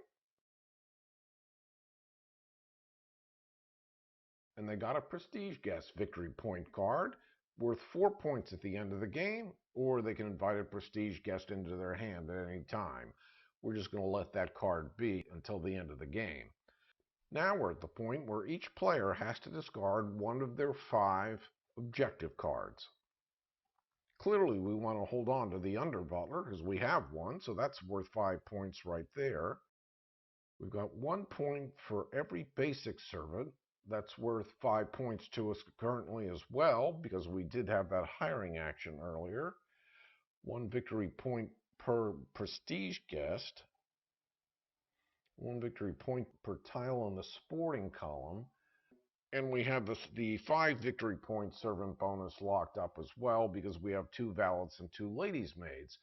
I think our best bet is to get rid of this one, the sporting tile, worth 1 victory point for every tile you have in the sporting column. We'd be hard-pressed to get 5 points there by the end of the game. So we're going to get rid of that one. And now red also has to get rid of a card. Oh, and this is going to be easy because the Cabinet of Curiosities has already been taken by blue, and there's not another one in the deck. So red has no chance of completing this objective. That's the one that's going to go. Then we're going to go into round 5. The first player marker will pass from blue to red. And of course, they can use their servants' hall again. In this case, they would need to pass because they have no servants available. So we'll go ahead and say, yes, we'll pass. We get back all of our cards and our servants, and then play would proceed. Notice also at the end of round 4, that's when the service tile reserve is set up. All service tiles are removed from the builder's market and stacked on the service tile reserve space. The remaining tiles in the builder's market slide left, and new tiles are drawn, sorted, and placed in the rightmost spaces. Then there's the objective card event in round 6. At the start of each player's turn in round 6, that player draws 2 new objective cards into their hand. Remember, they started the game with 5, they discarded 1 at the end of round 4, and now they've drawn 2 more. So at this point, they should be holding on to 6 objective cards. The second courtship event occurs in round 8. Also at the end of round 8, the prestige rating 1 tile reserve is set up. PR1 tiles in the builder's market and any drawn thereafter are removed from the builder's market and stacked on the PR1 tile reserve space. The remaining tiles in the builder's market slide left, and new tiles are drawn, sorted, and placed in the rightmost spaces. The second and last village fair occurs in round 9. In round 11, there's a builder's holiday. That means that at the end of each player's turn in round 11, when they're choosing what to buy from the builder's market, they can buy as many tiles as they can afford, just as if they were using that VP card I showed you earlier.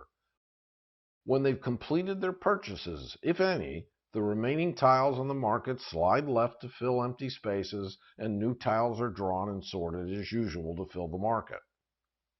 The third courtship occurs in round 12. Round 14 is the national holiday, and that's a round you're going to want to be sure to prepare for.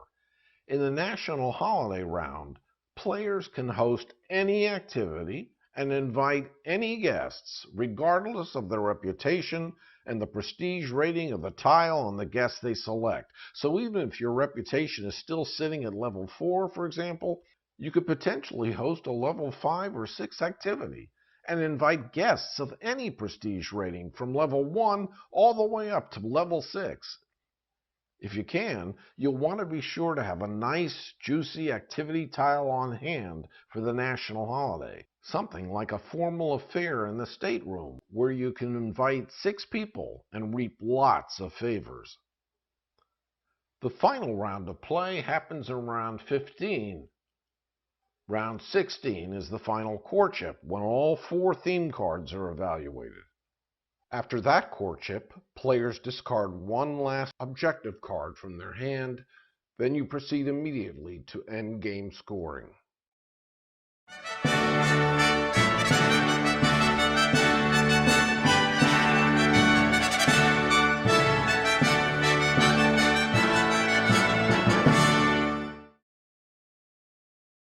In order to talk about endgame scoring, I guesstimated how our sample game might have ended if it was played out to its conclusion. So no points are scored during the game. Everything gets totaled up at the end using the score pad that comes with the game. First, you add up all the victory points displayed on your improvement tiles, whether they're positive or negative. We're looking at the York family here, so for example, York would take 3 plus 3 is 6, plus 5 is 11, 12, 13, 14, 16, 18, 22. You got the idea. Second, add in the victory points displayed on all your gentry cards, the family members, and guest cards in your hand and in your discard pile, whether they're positive or negative. So if we pull up Red's hand, nothing's in the discard pile because Red actually passed pretty recently. They didn't have a choice in the last round, I think. So we would add up all the victory points for Red's cards. Red won the final courtship, as you can see, because she has Charles Fairchild in her hand. 8 points for that. 5 points for Mary Countess Coventry, that's 13. 19, 24, 28, 32. So you're just adding up all the victory points shown in the top right-hand corner, including those that are negative. I'm not sure if there were any negative cards, but I'll tell you, Red has a lot of cards. And mostly because Red cheated, because, oh, there's a -4 right there and a -2. Never dismiss those.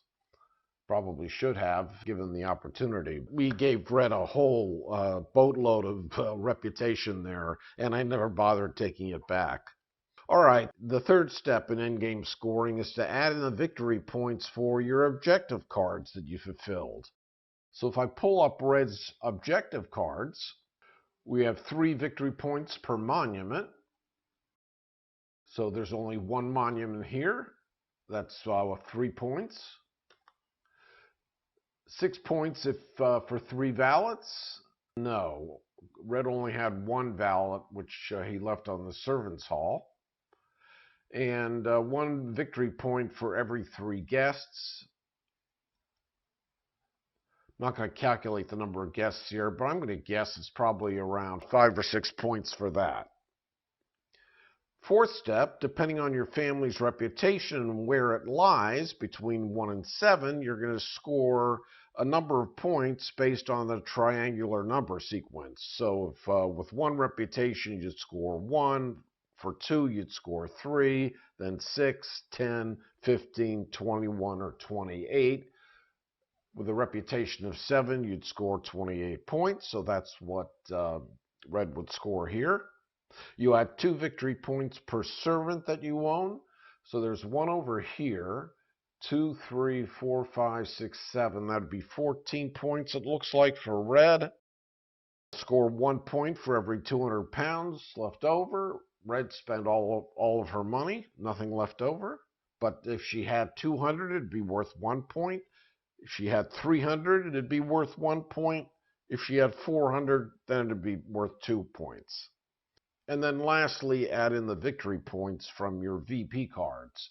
So red amassed 4 of them and had 3, 6, 9, and 5 is 14 points for victory point cards. In case of a tie, the player who won the final courtship is the winner.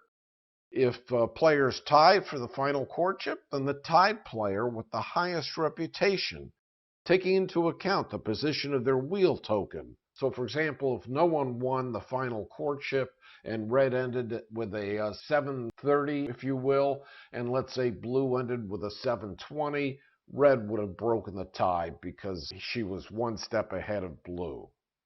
And that's how endgame scoring works. Now, you're probably wondering, how did the score really end? So let me pull up the final calculation here. It turned out to be red really, yeah. Red took advantage of that advantage that we gave her and really ran with it. Blue put up a fighting chance. So the final score was 156 to 21. You could see that red did a little better on improvement tiles, massively better on gentry cards. I don't know what happened with blue here, but blue never invited guests into his hand. But like I said, I was just speeding ahead, not really concentrating, just to give you an idea of how this might have ended. So I didn't really play the game out. Blue met all 3 of his objective cards for a total of 17 points. Also got up to 7 reputation, so they both got 28 for that. Blue had many more servants. Blue got 20 points for having 10 servants, as opposed to red's 12 points for having 6 servants. Actually, that's a mistake. I see a bug in my program. It didn't take into account the valet that was on the servants' hall, so I need to fix that. Finally, blue did have some victory point cards, got 7 points from them, but red doubled that. Blue got a queen suite and imported marble floor over here and focused on prestige, as you can see, which doesn't help when it comes to getting guests. And I should have been paying attention to that, but I wasn't. That's my own fault. The final breakdown of the theme cards was sporting, essentials, and then prestige. The theme deck consists of 2 of each of the types, so you'll never have more than 2 of any one category.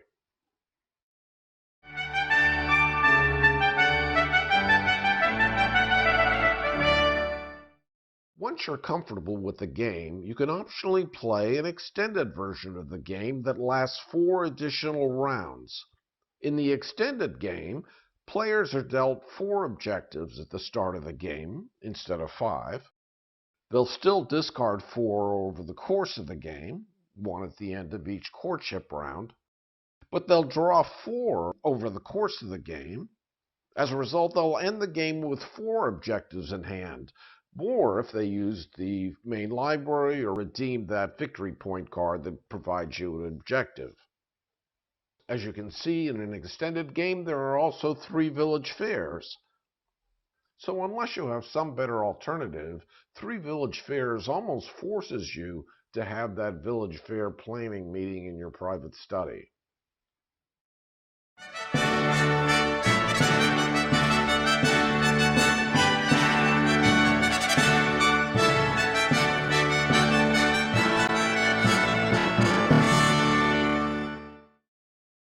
As promised, I'm now going to walk you through the steps necessary to set up the game. First, randomly choose a start player. Give that player the purple start player pawn. Second, starting with the player to the left of the start player. In other words, starting with the player who would normally be second in turn order and proceeding clockwise, each player chooses a family board and takes the box of their components, a reputation wheel token, a set of double-sided reputation counters, numbered 1 to 6 plus max, or you could actually steal the number 7 token from the extended play game. Each player should set their starting reputation to 10 minutes after 1, if you will. Each player starts with a blue butler, a red housekeeper, a green valet, a purple lady's maid, and a white footman. If you've already purchased the second edition of Obsession, and most of you watching this probably have, you may have already sorted those components out and placed them in the appropriate family boxes that come with the second edition base game. Each player can also take their family bonus. The Ask With family starts the game with a 5th family member. Family Cavendish starts with their reputation at 40 minutes after 1, advance of 3 steps of reputation. Family Ponsonby, as you already saw, starts with 300 pounds, and Family York starts with 2 footmen. Take your country estate organizer, place it below your player board or to the side, depending on how much room you have on your table, or you could simply use the back side of your player board that displays the integrated organizer, the one that I show here. Set up your 5 starting improvement tiles: the private study, the butler's room, the main gazebo, the front parlor, and the bowling green. Be sure each tile shows the building icon in the top right corner. In your hand, you should have 4 family members, or 5 in the case of the Asquiths. When you get the game, your first tendency might be to sort out the casual guests from the starting casual guests. But it's much easier if you just shuffle those together before you're ready to play. And when you're ready to hand out starting guests to each player, just flip the deck over, bottom is face up, and deal out 2 starting guests as you see them. Just look for cards depicting a crown and just deal those out. And when you're done, flip the deck face down and you're ready to go.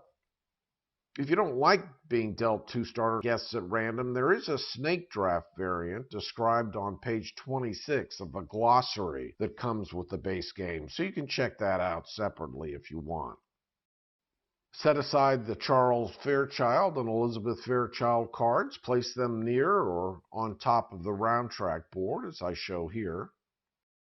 Place the casual guest deck face down on the supply board on the space marked with a single fleur-de-lis. Shuffle the 25 prestige guest cards and place them face down on the supply board on the space marked with the 2 fleurs-de-lis. Shuffle the deck of objective cards. There should be 30 of those. Deal 5 to each player, but only 4 to each player if you're playing the extended game. Place the remaining cards face down on the objective card space on the supply board. There's also a place on the supply board to store the coins in the game. Now, money is an unlimited resource, so for any reason you run out, just use a suitable substitute. Populate the servants for hire box on the supply board with 2 under-butlers, and then a number of valets and ladies' maids, each equal to the number of players, and finally a number of footmen equal to double the number of players. So in a 3-player game, for instance, you'd start with 2 under-butlers, 3 valets, 3 ladies' maids, and 6 footmen. Place all the improvement tiles in the bag, with the exception of any extra unused starting improvement tiles. Now, if you go strictly by the rule, pull out the 6 monuments in the game. Now, I'm not counting the monuments that convert over from suites, but the monuments that are just monuments on both sides. The sculpture garden, the garden maze, the imported marble floor, the largest wine cellar, the manor gargoyles, and the big game trophy room. Then you're going to add to the bag either the 10 victory point sculpture garden or the 7 victory point garden maze. If you're not sure which one to choose, just go with the garden maze. I think probably the lower victory points might make a little more sense, especially when you're starting out. So you'll leave the sculpture garden completely out of the game. Of the remaining 4 monuments, the big game trophy room, the imported marble floor, the largest wine cellar, and the manor gargoyles, randomly choose a number of those equal to the number of players and add them to the bag. So in a 2-player game, you'd be using 2 of those monuments. In a 4-player game, you'd be using all 4 of those monuments. And the only thing you wouldn't be using would be either the sculpture garden or the garden maze, because you're not going to have both of those in the game, one or the other. Bottom line, if you're lazy and you don't want to bother having to pull out the monument tiles after every game, just permanently use the garden maze, the imported marble floor, the largest wine cellar, the manor gargoyles, and the big game trophy room to the bag of tiles, and just leave the high-value sculpture garden out of the game. That allows for having 5 monuments in the game, 1 for every column. And if you're playing a 2-player game with that many monuments, I don't think it's going to throw the game off that much. So take all these tiles, throw them in the bag, shuffle them all together. By the way, if you're worried about the damage that repeated shuffling might do to the tiles, do what I did and a lot of other people did on Board Game Geek. Buy a 110 pack of Sleeve Kings. You can get them at Amazon. I think at the time of this video, the pack costs around $5.78, maybe a little more for expedited shipping. Now you need to draw tiles from the bag to populate the 6 spaces of the builder's market with a unique set of tiles. As you draw tiles out of the bag, if you draw the servants' hall or one of the monuments or any improvement tile that has a prestige rating of 4 or higher, set those tiles aside, because those tiles should never occupy one of the 6 spaces in the builder's market at the start of the game. So no servants' hall, no monuments, and we don't want any tiles with a prestige rating of 4 or higher. You're going to have a pile of tiles that you draw that you're not going to use, and you're going to have a group of tiles that you draw that you are going to use. You're going to take those and place them on the 6 spaces of the builder's market. Now remember, if you draw a duplicate, those stack. So you may have to draw 6 or 7 or 8, depending upon how many duplicates you end up with. Once you have the builder's market all set, take all those other tiles, the high prestige rating tiles, the servants' hall, the monuments, throw them back into the bag and shuffle thoroughly. So you should end up with tiles that occupy the 6 spaces of the builder's market at the start of the game. Now, remember, if you draw a duplicate of a valid tile, that's fine. Just keep drawing until you have a set of 6 unique valid tiles, because the duplicates are going to stack on top of one another. Take the tiles that you drew for the initial builder's market. They should all have a prestige rating of 1, 2, or 3, or they might be a blue service tile without a prestige rating. Orient all those with the non-rose side face up. So the rows should be face down, and sort them by that tile sorting number in the bottom right corner. Place them on the spaces of the builder's market with the lowest tile sorting number, far left, in the 300-pound space, and the highest tile sorting number on the far right in the 800-pound space. Remember, if there are any duplicates, they should be stacked together and occupy only one of the 6 market spaces. And again, I'm going to stress this. The servants' hall should never occupy one of the 6 spaces of the builder's market at the beginning of the game. So now you're going to set up the round track, either on the standard side or the extended play side, depending upon what sort of game you're going to be playing. Place the white pawn on the round 1 space. Shuffle the 30 victory point cards. Place them face down on the appropriate space of the round track board. Shuffle the 10 theme cards and place them face down on the appropriate space of the round track board. Assuming you're playing with a closed courtship, you're not going to reveal the first theme card until round 4. But if you have chosen to play with an open courtship, reveal the first theme card now and place it face up near the round track board. Take Charles and Elizabeth Fairchild, place them on the round track board or somewhere nearby. And finally, place a number of reminder tokens equal to the number of players near the round track board. Remember, any time a player acquires or flips an improvement tile to reveal their first monument, they should take a reminder token and place it in the activity box of their player board so they remember to collect 1 reputation for each monument they own once per turn during step 2 of every one of their turns. By the way, if you ever acquire the barn, take an extra reminder token if there is one, or use some suitable substitute, and place it below your lowest estate tile, just as a reminder to gain that 1 extra reputation anytime you activate an estate tile. And while I'm thinking about it, remember the South Lawn hybrid tile? It's a sporting tile on its front side and it's an estate tile on its back side. If you did own the barn, the only time you would gain that extra reputation for hosting with the South Lawn would be when you're hosting a picnic with music on the back side of the tile. You only gain that 1 reputation when the face-up side of the activity tile is an estate tile. If you're using the other side of the South Lawn, it's a sporting tile, and you wouldn't get the extra bonus reputation for having the barn. And that ends setup.